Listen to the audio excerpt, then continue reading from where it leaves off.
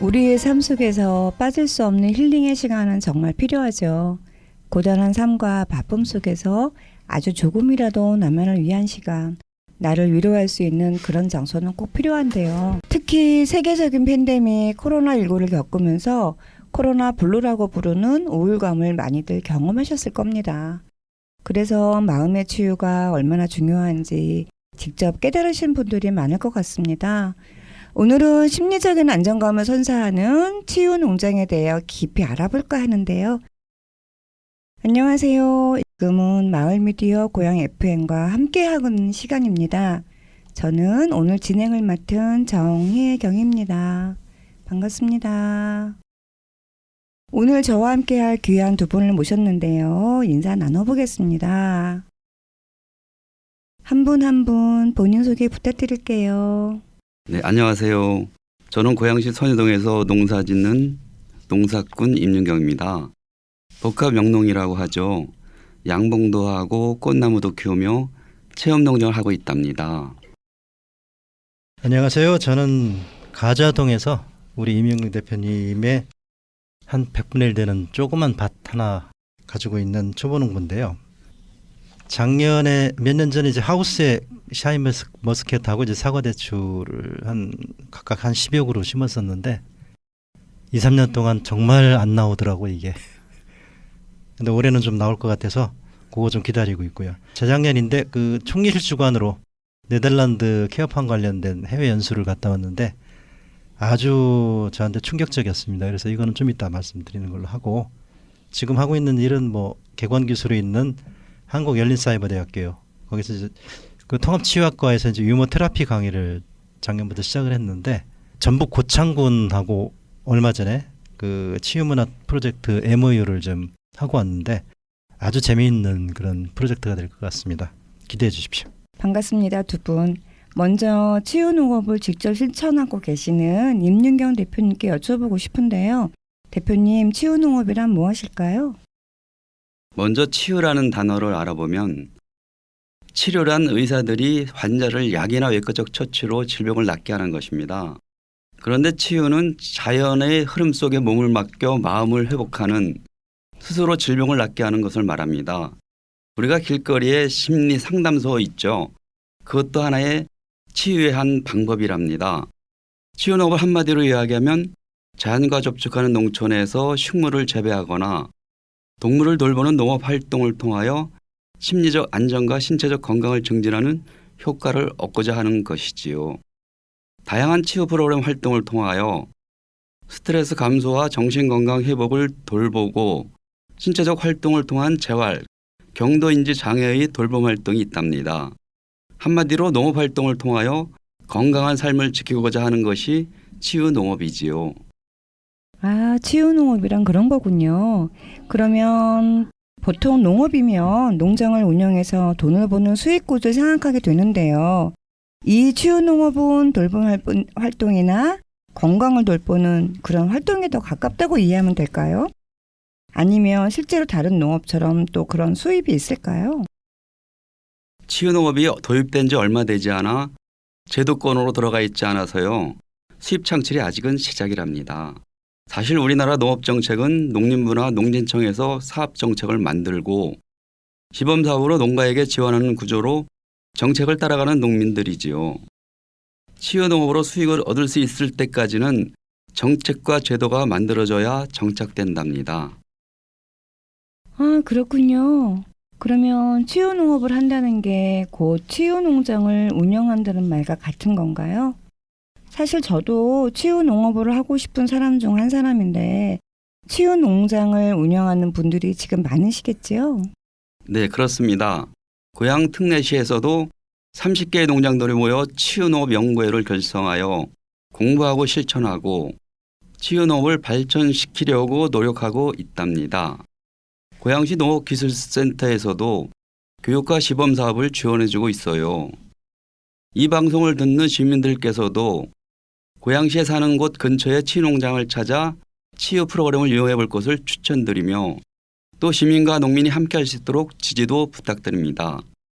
사회자님도 직접 농장에서 꽃을 키우며 꽃차와 꽃 음식을 교육하고 계신데 특별한 꽃 먹거리가 치유 농업에 영향을 주는 것들을 설명해 주시지요. 네, 저 역시 고양시에서 작은 꽃농장을 운영하고 있는데요.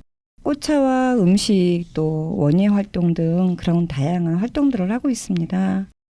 하지만 현실은 늘 어려움이 뒤따르더라고요. 그래도 뭐 그 안에서 보배를 발견하듯이 기쁨과 행복의 시간도 있기도 합니다. 네, 다양한 꽃차들이 있어요. 뭐 봄에는 목련꽃, 또 여름에는 메리골드, 또 가을에는 구절초, 뭐 겨울에는 동백꽃차 이렇게 계절을 대표하는 꽃차들도 있고요. 펜지꽃으로 또 샐러드나 뭐 그런 음식을 또 하기도 하고요. 특히 요즘에 이제 호박꽃들이 피기도 하잖아요. 호박꽃과 호박꽃 만두 뭐 이렇게 다양한 음식 활동들을 하고 있습니다. 자, 이제 제 차례가 들어왔는데 벤치마킹으로 갔다 온 그 네덜란드 케어팜 사례는 이제 총리실 주관으로 이제 제 9박 10일 동안 갔다 왔었어요. 그래서 그 네덜란드 케어팜은 그냥 단순하게 우리나라처럼 법과 제도를 만들어가지고 착착착착 진행하는 것이 아니고 이 농업의 실패와 그 실패를 극복하는 방안, 그다음 네덜란드 가지고 있는 바다보다 낮은 땅, 뭐 이런 여러 가지 조건들을 그 정말 한 몇십 년간 이 사람들이 연구를 해요. 각 분야에 있는 그 농업에 관련된 사람들이. 그리고 네덜란드는 마약이 이제 합법화되어 있기 때문에 그 마약으로 인해서 그 아이들의 문제가 생깁니다. 그래서 그 아이들의 문제를 해결하기 위한 방안도 깊숙이 개입이 되어 있어요. 바흐닝엔 대학교라고 있는데 거기에서 이제 푸드밸리 사업을 좀 하고 있어요. 지역과 연계돼서. 그러니까 이런 것이 어느 정도 뒷받침이 돼가지고 복지와 치유 이 부분이 새롭게 이제 결합되는 그런 모델, 제도화된 모델까지. 그래서 이게 지역 소멸이라고 하는 것도 같이 연계가 돼가지고 케어팜이라는 명칭으로 그 전 세계에 지금 모범이 되고 있는 곳이죠. 예, 나도원 대표님 네덜란드 벤치마킹 잘 들었고요.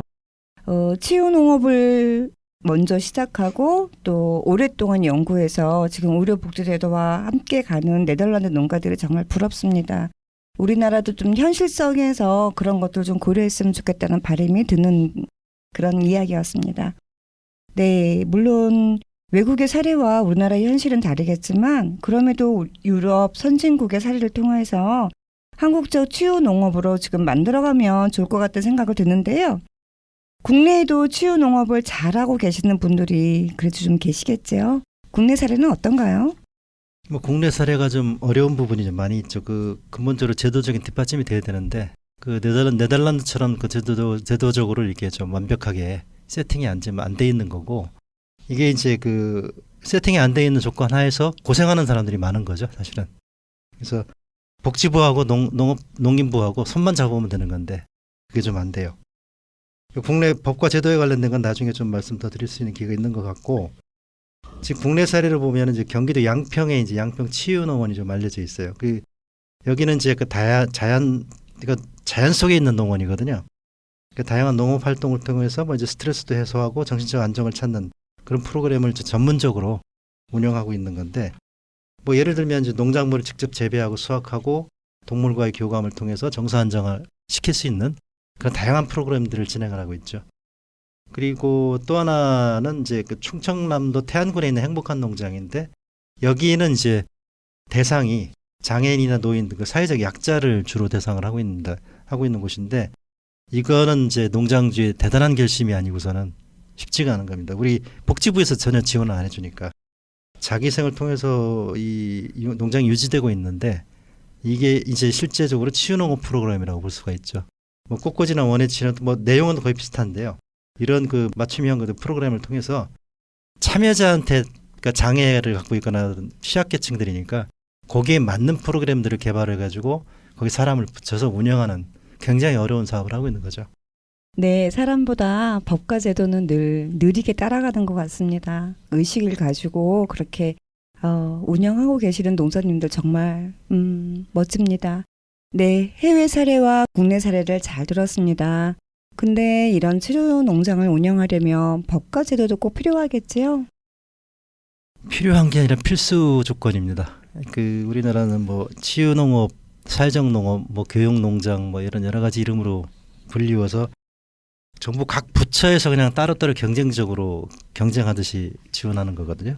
그래가지고는 아무 의미도 없고 이 법제도가 어떻게 잘 운영돼야 될지에 관해서 네덜란드 사례를 구체적으로 한번 보면 답이 나올 것 같아요.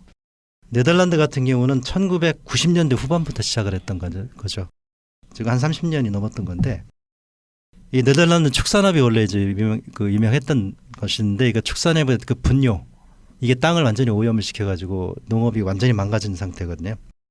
이 농가가 완전히 소멸될 위기에 있었던 거죠. 그래서 이런 농업 경쟁력 약화로 인한 경영난 타개책 이거로 뭔가를 이제 생각하게 된 건데 그게 뭐냐면 치매나 지체장애 아까 뭐 네덜란드가 가지고 있는 그 마약 합법화 문제 때문에 생기는 사회적 그 문제인데 치매나 그 지체장애나 중독자 등 이런 돌봄이 필요한 사람들이 생기게 되는데 이 필요한 사람들이 대도시 주변에 있는 농장을 활용해 가지고 그 농장을 이용해서 비용을 지자체가 부담하고 정부가 부담하고 그다음에 바우처 프로그램들을 활용하고 이럴 수 있는 제도적 프로그램들을 지원 시스템을 만들었던 거죠.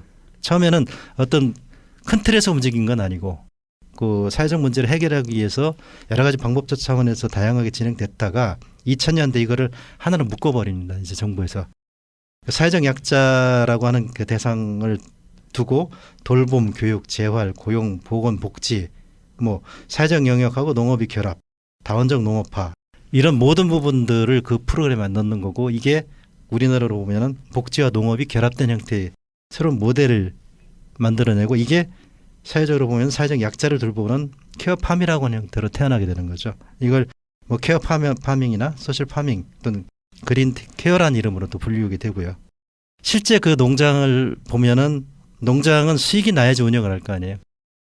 농장을 운영하는 전체 운영비하고 수익 구조에서 거의 절반은 정부의 이제 바우처 예산, 그다음 복지의 시설 지원 자금, 그다음 그 지자체의 지원 이게 지금 한 50%를 보통 차지한다고 보고, 그다음에 그 농장의 그 가공 농산물을 만들고 가공 판매하는 이런 농업 수익이 또 한 50% 정도를 차지하고 있어요. 그래서 사실은 이런 프로그램을 진행하는 농장 같은 경우는 한 50% 정도의 부담을 정부가 부담해 주는 거거든요.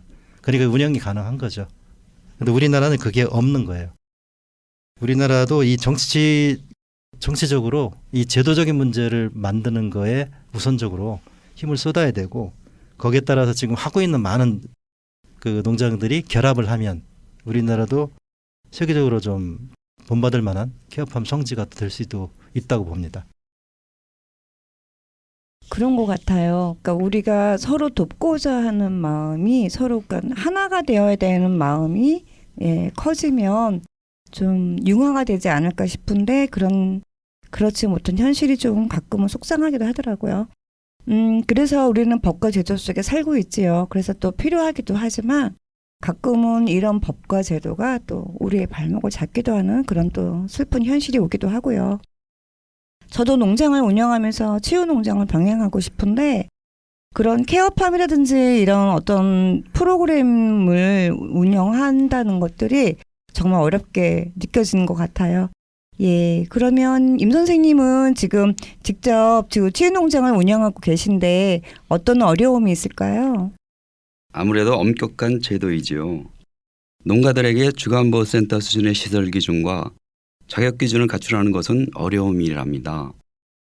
농촌에서는 자연 속에서 꽃밭을 거닐거나 과일을 따는 등의 농업활동으로 치유 효과를 얻는 것인데 주간보호센터 시설 기준에 따라 교육장과 안전시설 기준에 충족해야 한다지만 현실은 농장에 교육장이나 화장실 등 편의시설이 법적으로 준비가 안 돼 있어요.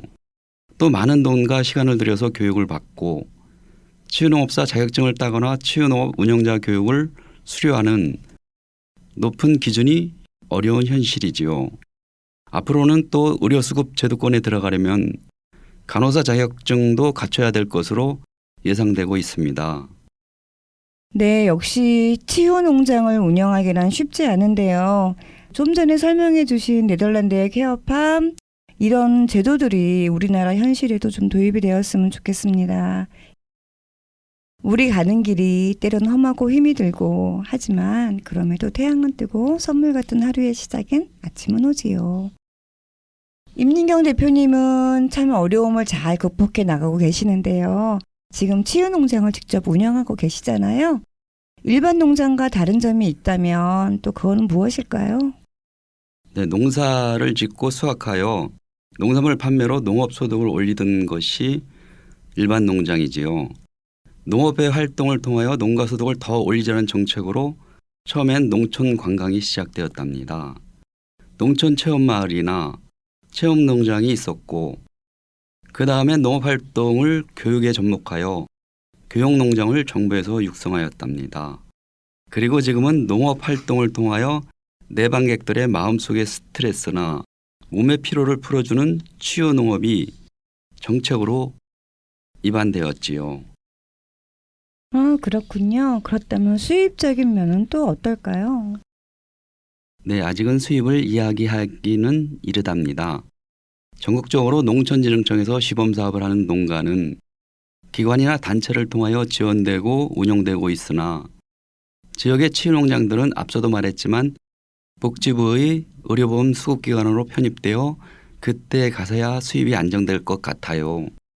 지금은 농장의 영업 능력에 따라 농촌 체험과 치유농업을 반반 정도의 농촌활동으로 농가 수입을 올리는 것이 전국에 있는 치유농장의 현실이랍니다. 말하자면 그 치유 농장을 운영하고 계시는 대표님들의 능력에 따라서 달라지겠네요. 그렇죠. 그런 어려움이 있음에도 또 치유 농장을 운영하고자 하는 데는 많은 이유가 있을 것 같아요. 지금도 운영을 잘하고 계시지만 앞으로 좀 더 보완해서 운영을 하시고 싶으시다면 어떻게 하실지 말씀해 주세요. 산림치유나 해양치유 등 자연 속의 장소에가 몸을 맡기면 스트레스가 해소되는 효과를 대부분 얻을 것입니다.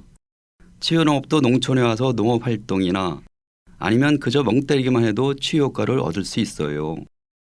치유농장에 찾아오는 대상자를 농장마다 특화해야 한다고 본답니다.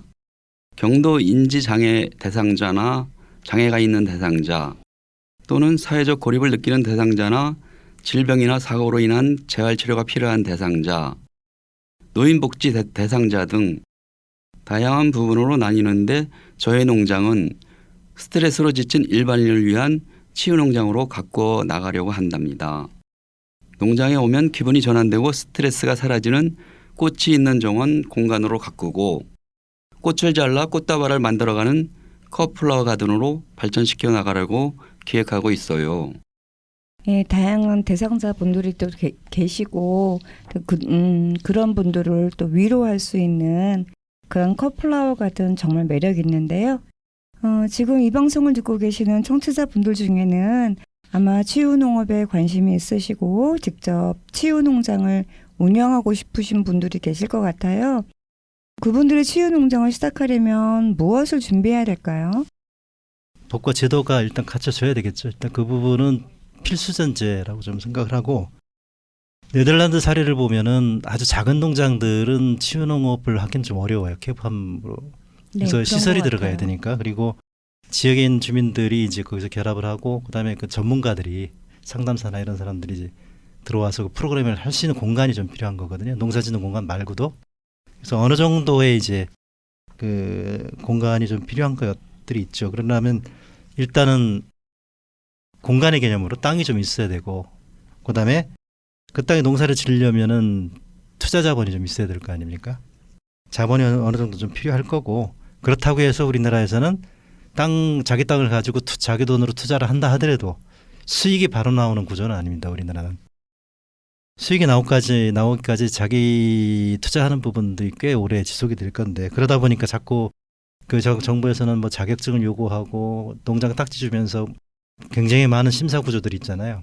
그러니까 이거 맞춰서 따라가기에는 불가능하고, 그래서 너무 힘들 것 같아요. 자기 희생에 의해서 지금 다 진행되는 부분들이 치유농장의 대부분 사례인데, 나중에 법제도가 지원이 된다고 했을 때 일단 그거를 받을 수 있는 공간 정도는 있어야 되는 거고, 그다음에 거기에 따르는 그 여러 가지 노하우들이 그 안에 좀 쌓여야 된다고 생각을 하거든요.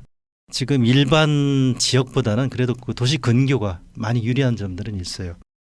그런 부분을 좀 어느 정도 갖춘 다음에 필요한 교육들이 되게 많은 것 같아요. 보면은 그 교육도 많이 받아야 되고 그 노하우도 많이 배워야 되고, 그래서 이런 부분들을 경험을 해야 되는데 많은 어려움이 따르기 때문에 내가 그럴 만한 조건에 있는지, 경제적인 조건이 있는지, 아니면 그만한 내가 노하우들이 있는지 그런 것들을 살펴봐야 되겠지만 제일 중요한 거는 내가 거기에 정말 적합한 사람인가 하는 문제하고 내가 그런 적합한 사람으로 있는지 그 두 가지가 일단 오케이가 돼야지 할 수가 있는 거죠. 중간에 나가 떨어지지 않게 하려면.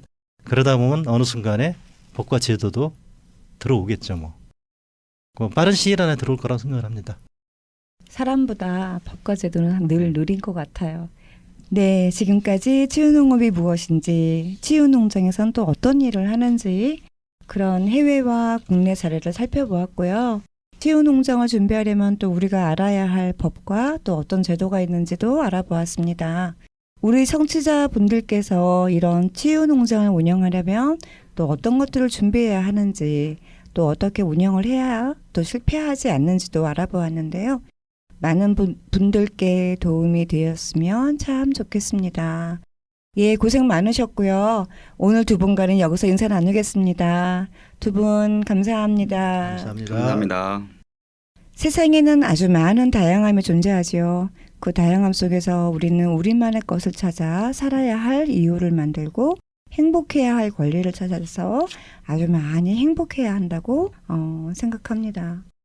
오늘은 잠시 시간을 내서 이런 스트레스나 피로감을 해결해 줄 수 있는 치유의 숲 또는 치유의 농장을 방문해서 다양한 체험을 즐기시기도 하고 또 힐링한 시간, 자신을 위로하는 시간을 만들어 보시면 어떨까요? 고양시 편이었고요. PD 임윤경, 제작 나도운, 진행의 정혜경이었습니다.